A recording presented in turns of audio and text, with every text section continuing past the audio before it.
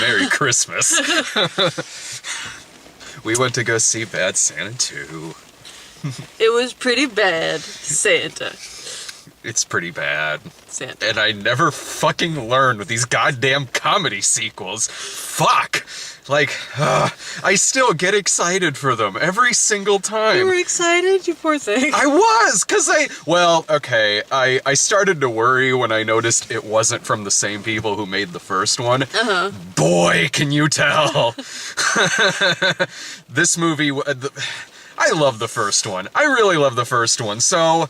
Like a jackass, every time there's a sequel coming out to a comedy that I like, I'm always like, sweet, more! And then I'm fucked 98% of the time. And that's this movie.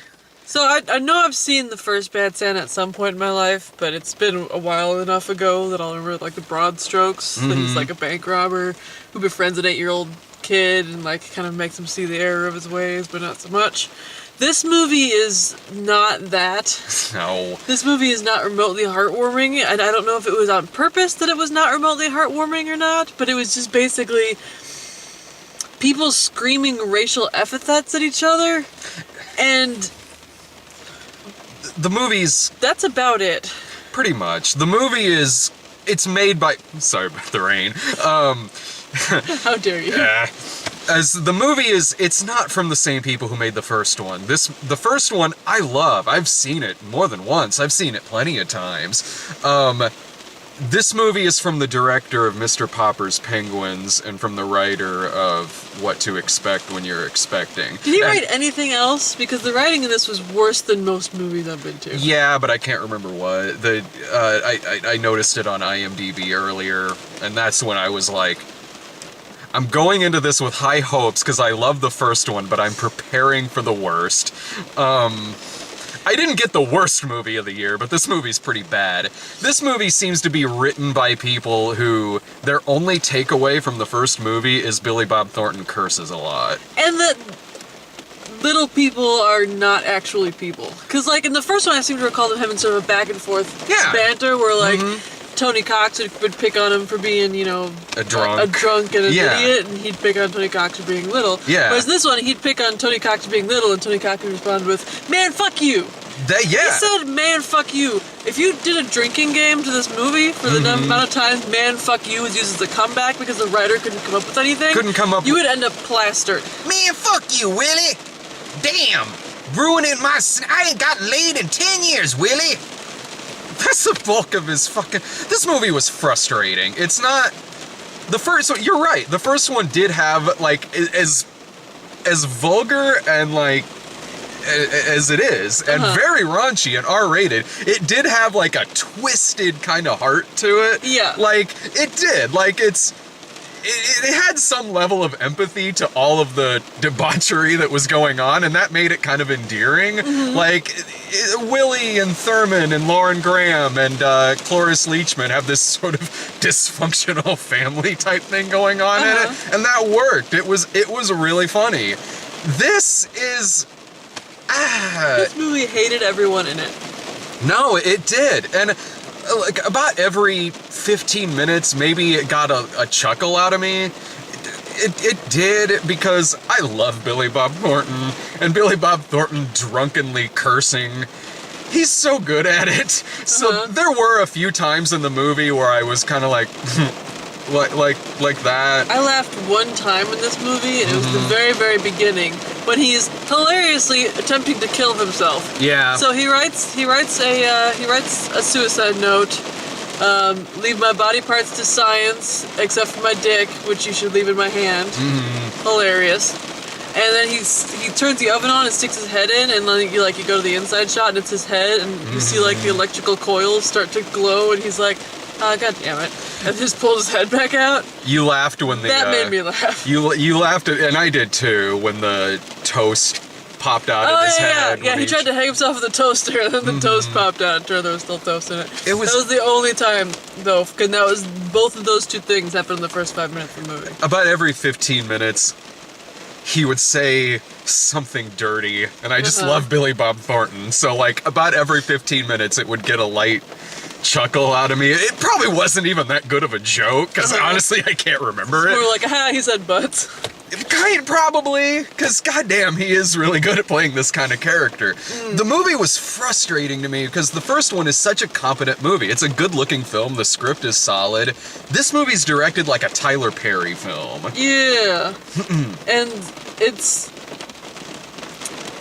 hard for me to put into words how phoned in every single aspect of this movie is without comparing it to like first like single moms club Yeah. level. You're right. Like, and it's all into because this movie is far raunchier than a Tyler Perry movie, but it just looks like one. It looks awful and it sounds awful and everyone's just like reading their lines off of a script. So it's not Yeah. just like, it's not one aspect, it's like a shitstorm of bad.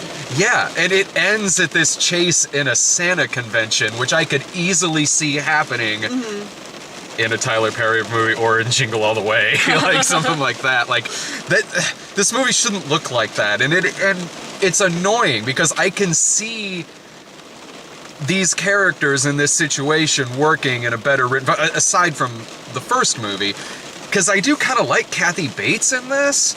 I don't think she gives a bad performance, and I could see this character working perfectly in a much better written movie than this. This is terribly written. Yeah, Kathy Bates is doing her damnedest. She really And is. Christina Hendricks was also doing her damnedest to like make the lines that they were reading sound like they're coming out of the mouth of an actual person. Yeah, But like Tony Cox and Billy Bob Thornton, it's like they're reading out of a phone book. yeah, and exactly, because it's like I said earlier, the fact that this just seems like it's written by somebody who their takeaway is that they just cursed a lot in the first one. Yeah. And that's it. So they make them cuss a lot, and they throw in references to the first one quite a bit. Like they explain why Lauren Graham's not in it anymore, and that's pretty much why Christina Hendricks is in this.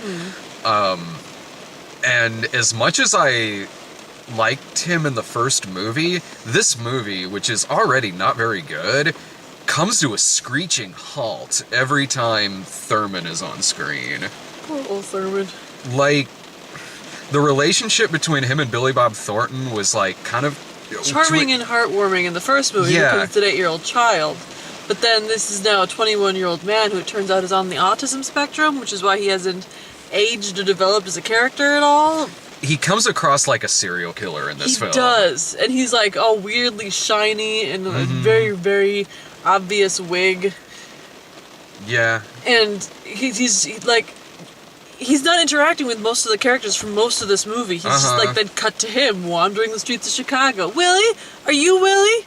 Are you Willie? Can I try riding the bicycle now? It seems like it's there to just really pad this movie out to 90 minutes, because it's only 90 minutes.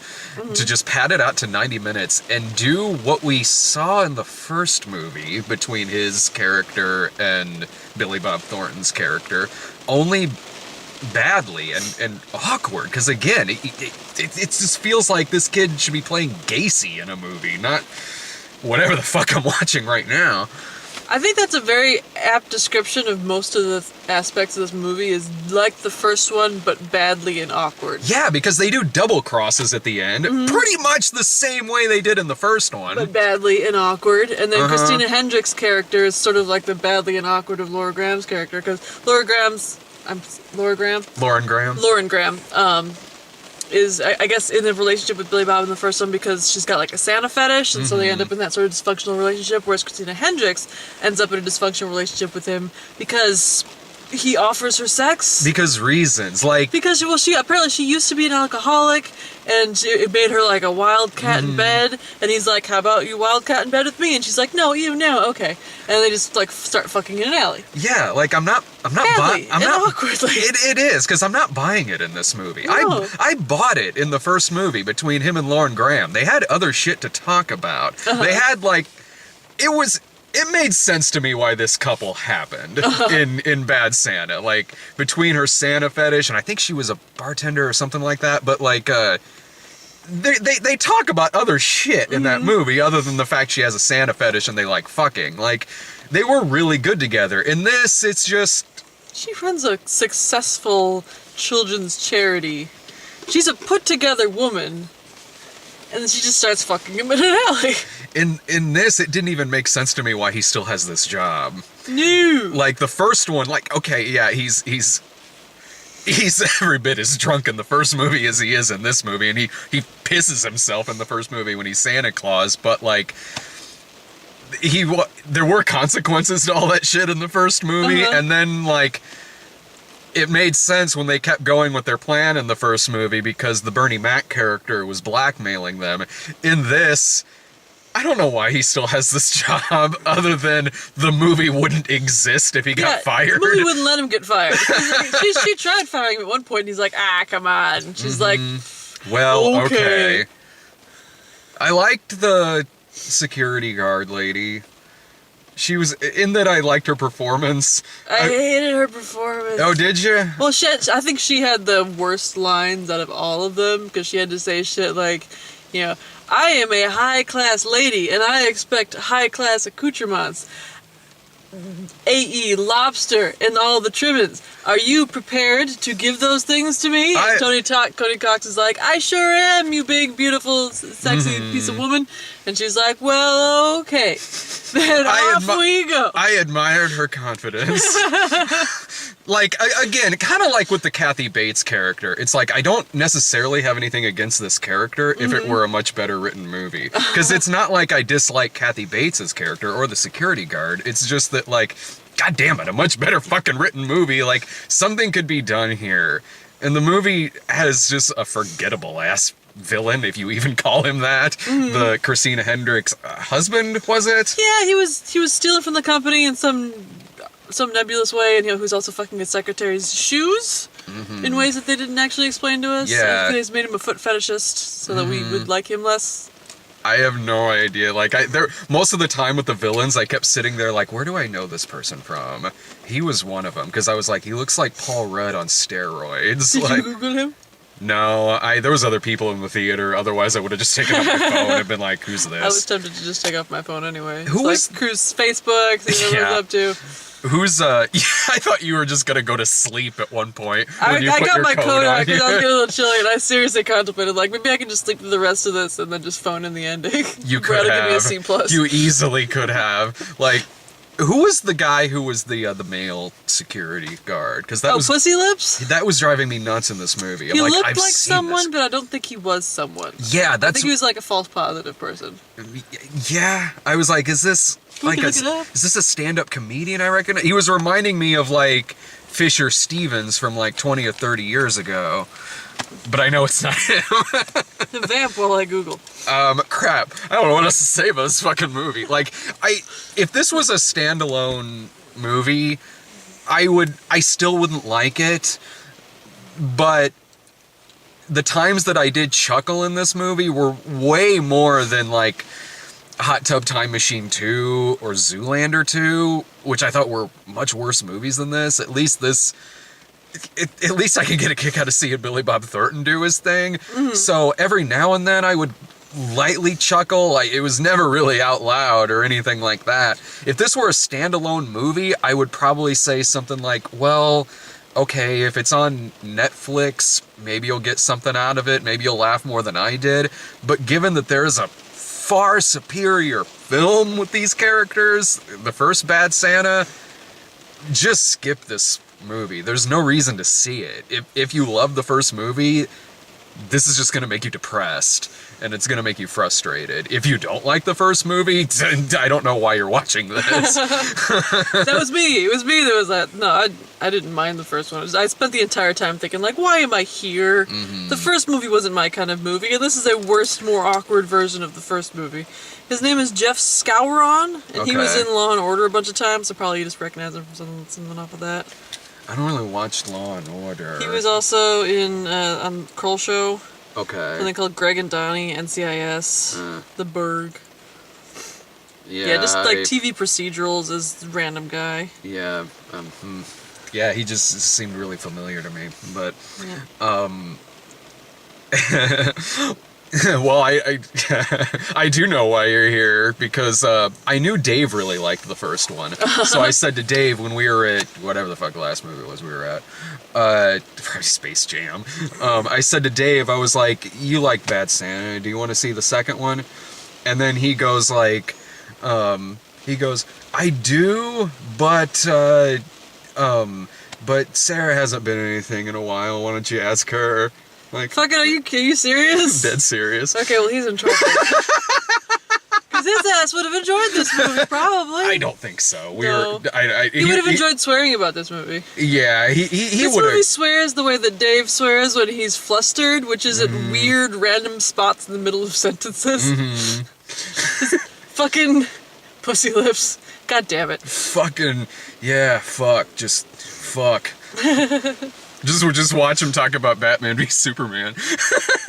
Halfway through it, I think he goes, fuck. Yeah, Batman v Superman. That's fuck. That's what it was called. He would have. He probably would have come out of this like probably saying what we're saying about it. Like I'm sure he might have chuckled a few more times than you did, maybe, but I still don't think he would have liked it. I'll tell you what, next ridiculous kids movie, if Allison can't go, take Dave. Allison and I are going to try to see Sing on Saturday morning because they're doing a free screening of it. Like, as much as that movie's been touted, I think that it's probably going to be okay. It's, you know what, honestly, yeah, it's probably going to be fine. I'm just sick of all the goddamn advertisements for it. I'll probably feel the same way about it that I do most other Illumination movies, which is like, it's fine, I just hate their fucking advertising. Should we talk previews? Yeah, totally. Final thought, I hated this movie. It's probably not going to be very on my bottom 10 list this year. It's not going to be on mine, but it's not good. It's just, we walked out of the theater and I was just like, that was depressing. It was super depressing. And I don't know, like, it's just a hateful fucking movie. Like, I don't mind bad, but this movie was hateful. The Bye Bye Man. That's a me and Brian movie. That looks terrible. The Bye Bye Man. They say that you can tell what a society is currently afraid of by what they have in their horror media, whether it's like books or movies or TV. And according to the previews that we got this time around, the thing that we as a society are afraid of are manipulative hooded figures. Yes. And mental illness. It looks like werewolves. It looks like the ghost in this movie is the main character from Beastly. Like, this looks awful. Like, you could tell I got in this trailer a lot because as soon as the first frame popped up in it, I was next to you and just was like, ugh. It was like the Babadook, maybe? No. I wish. I love that horror movie. movies. Yeah, Bye Bye Man looks I tried awful. watching the Babadook, but it was too scary. It's very scary. It was too scary for me. The Bye Bye Man looks less scary. It looks significantly less It's a scary. whole lot of like, don't say it, don't say it, don't think it, don't say it, don't think it, don't say it, don't think it. It's impossible for me not to do that. I keep seeing this trailer all the fucking time. I'm thinking about the Bye Bye Man. Can't help it. John Wick Chapter 2. Fuck yeah, John Wick 2. Was the first one good? Hell yes. Okay. It was so good. Is it like he's doing an accent in this movie? Because he didn't really sound like himself. He sounded like he did in the first movie. You guys haven't seen him in anything in a really long time. No, he just does like his gruff Keanu Reeves action movie voice.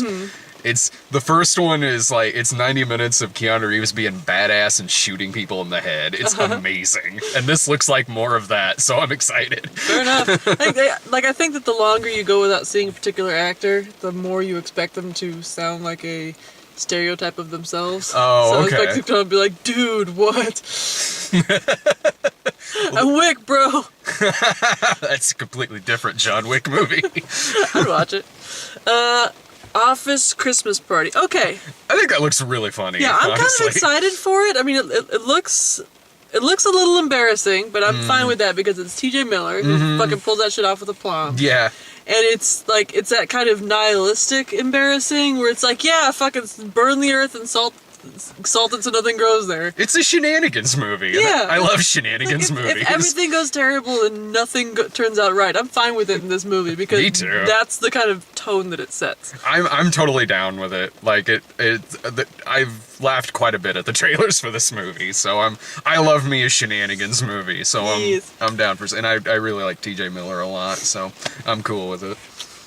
Split, which is the mental illness thing. I think that looks really good. It looks good, but I'm worried it's not going to be. But again, that's a you and Brian movie, so I guess I don't have to worry. Me and Brian will probably be at that one. I loved Shyamalan's last movie, so I hope that like Which one was his last movie? The Visit with the old people. Oh yeah. I loved that movie. Okay. So I'm like, oh, I hope he's back to doing good movies now. Well, I do like old what's his face. James McAvoy. Professor X. Yeah. Fuck yeah! He's playing like a 37 personalities Professor X, in like a turtleneck.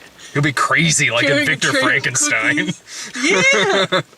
I'm down with it. Like, It looks I'm pretty excited good. for He that. plays like a split personality. He kidnaps a bunch of girls. Underworld, Blood Wars. God, I cannot bring myself to give a rat's ass about that. Which is the other thing that we are afraid of as a society, which is the vampires and the werewolves duking it out at the end of the world. Well, it's got 4 in it from Divergent, so we finally get that crossover. I mean, Yes. he's not technically playing the same character. He might as well fucking be. I've been home taking care of the baby lately, so I've been watching a shit ton of TV and Netflix. And I've gone through all of Psych, and I've gone through all of West Wing, and now we're working our way through the Lord of the fucking Rings. And I feel like the next on the docket should be the Underworld movies, because they're so dumb, but they're fun, you know. I never had fun at those movies. Really? No. And she's just like she's doing cartwheels, just wearing like the tightest pants, and she's like, "Blah, I'm a vampire!" Pew pew pew pew. And it seems like I should have fun at those, but they're always so in one ear and out the other for me.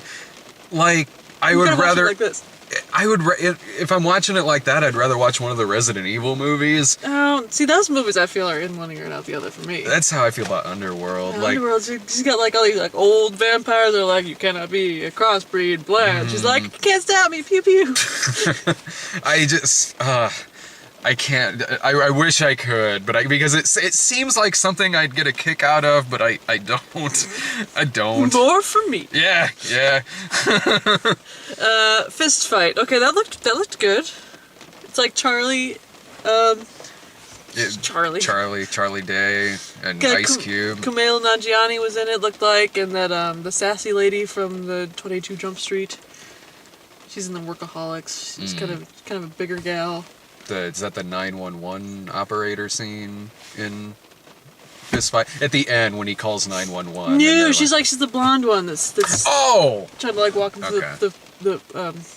take a punch and then fall over like a That's possum. right. Yeah. She's funny. I like her. It looks like a better version of Big Bully with Rick Moranis and Tom Arnold.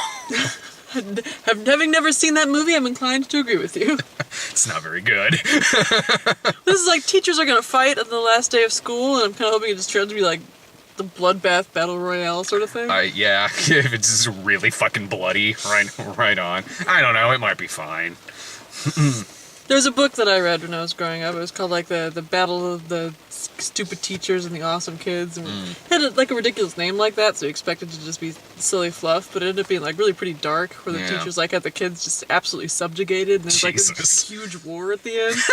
And I want it to be like that, just start out silly and just end up just dark and blood covered. Oh, like if this takes place in the same universe as The Wall. Yes. Damn. Just this vagina just comes out. And eats all Exactly. of them. I did not see this coming. And the judge just shits on him. That movie is awesome. If you haven't watched it, you need to watch it. Even if you don't like Pink Floyd, watch The Wall.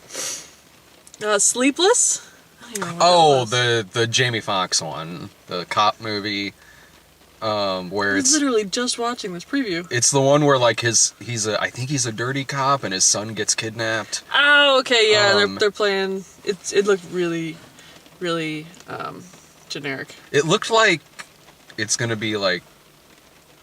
It reminded me of that 999 movie that Irving and I had to go see. That was another like dirty cop movie from this year. But I like dirty cop movies, and we don't really see them as much anymore as we used to. Although it wasn't that long ago 999 came out. I don't know. The movie will probably be generic, but I'll probably think like I did with 999, where it was like, oh, the movie wasn't great, but I haven't seen something like that in a while, so right on. Yeah, I don't care. Nah. Why him? Oh, Which I'm not seeing. I'm tired of that Put preview. my goddamn foot down. You don't want to see that? No. Yeah. That movie looks really embarrassing. It looks like, because it's coming out around the holidays, and it looks like a movie that's made because Daddy's Home did well last year, and Daddy's Home sucked. And Why this, did Daddy's Home do well? Like, even the previews made it look terrible. yeah, I don't know, holidays maybe. Bryan Cranston versus the millionaire boyfriend of his daughter. And Speaking James as a Franco. daughter, my dad has never, like, put his 2 cents in as to the men I date. Like, after the fact, it's like, that guy was a jackass. But during, it's like, nice to meet you. Okay, goodbye. I can see where, in a situation where a dad maybe would put his 2 cents in, this might be a situation where that would be the case. Because, I mean, like, as long as she's happy. sure. And the dude's Yeah. a fucking millionaire. That's, you know what, yeah, and that's... he, like, for all intents and purposes, he seems to be utterly devoted to her. Uh-huh. So, yeah, fucking why not, you know? Yeah, I can't tell if towards the end of the movie if he goes crazy, though. I feel like he probably goes crazy. Yeah. Because he's like running at James Franco's character. I don't know. I'm kind of sick of seeing that trailer. I like the actors who are in it, and the first time I saw the trailer, I was like, okay, maybe I like these actors, but I get that trailer in front of quite a few things now, and I'm kind of tired of seeing it. I do want to request that you send me to Underworld: Bloodlines. Yeah, totally. And I want you to send Dave with me. Sure. Because I will hire a goddamn babysitter because I will bet money that he hates this series. Probably. Yeah. If he's Cha-ching! Send my ass to Bad Santa 2, why don't you? We're in it for the long con. I'm gonna hire a goddamn babysitter. And my first thought was, when he said that, I was like, you know what, that's true. The review for the remake of Vacation was hilarious. So we'll go see what will probably be a shitty comedy, like fucking Vacation. I thought Bad Santa 2 was better than the remake of Vacation. I'd put it in the same fucking shitty ass comedy tier. They're both shitty comedies, but I But I will say because Vacation made me laugh more than this movie did. Because I laughed a couple times at Chevy Chase's character. Remember when he was raising the bedclothes? I was angrier at Vacation, and I laughed more in this, which isn't saying much because I didn't laugh all that much, but I wasn't nearly as mad at this movie as I was at Vacation. I was, even through the parts that I kind of chuckled at a little bit, I never gave a shit. I was like, I don't care where this movie's going. I just hope it gets there soon. I wasn't mad at Vacation because I didn't grow up on the original. And I feel like at least in Vacation, the characters were innately likable. You need to go back and rewatch that review because past Sarah was plenty mad at Vacation. I wouldn't call myself, like, livid, though. Like, maybe not, like, 50 Shades of Black mad, where you were kicking the seat Okay, in so front of this movie is better than 50 Shades of Black. I'll give it that. Yeah, it's, good Lord, yes. that movie's going on my worst list. Was that this year? It Yeah. feels so long ago. Yeah, that was like January or February. I will think. rewatch that review. 50 Shades of Yeah, Black. because every year you give Oh me no! every year you give me the little list of the movies that you think will probably be on my bottom 10 list, and I Yeah. put them in order and rewatch the reviews to figure out what the fuck I thought about them. Mm-hmm. And I will relish rewatching 50 Shades of Black, because sometimes you just want to hate watch yourself, hate watch something. That's very true. My favorite review is still you and Brian talking about Son of God.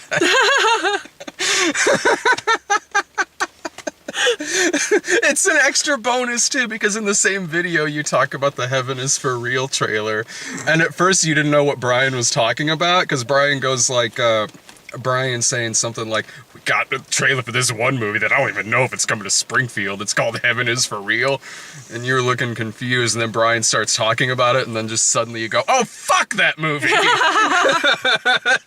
Alright. That's the thing about having a real crappy short-term memory is you get to experience some stuff twice, even 3 times in the same day. This is true. What did the past version of myself think of this? Yeah, not short-term and long-term memory. Crap memory, all things considered. Anyway. I gotta go in and get some popcorn dinner and see Allied. Oh, You thank should God. get some protein and like chop a hot dog up into the popcorn. Exactly. Oh, that's smart thinking. Hell yeah. Oh, thank God the raid stopped now that we're done. Hot corn pop dog. Sold. Bye. See ya.